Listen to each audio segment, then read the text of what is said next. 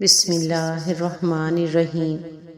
ان اللہ و ملائکتہ یصلون علی النبی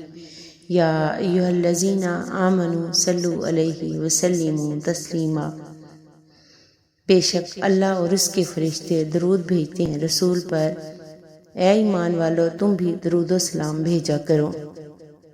حضرت صلی اللہ علیہ وآلہ وسلم نے ارشاد فرمایا،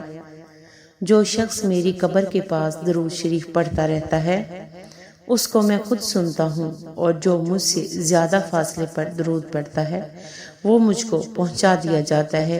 یعنی بذریعہ ملائکہ کے۔ حضرت عمر بن خطاب رضی اللہ تعالی عنہ سے روایت ہے،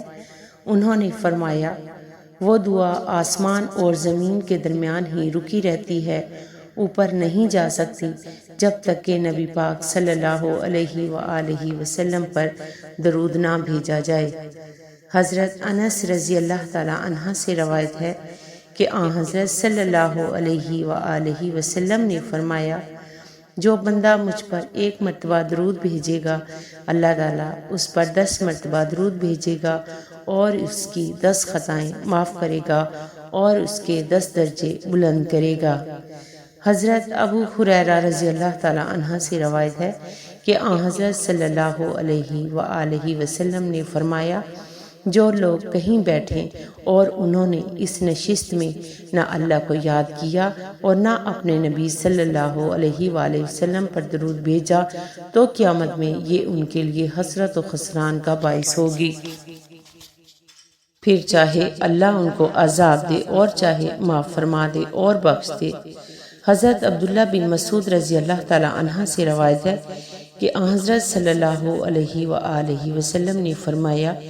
قیامت کے دن مجھ سے قریب ترین اور مجھ پر زیادہ حق رکھنے والا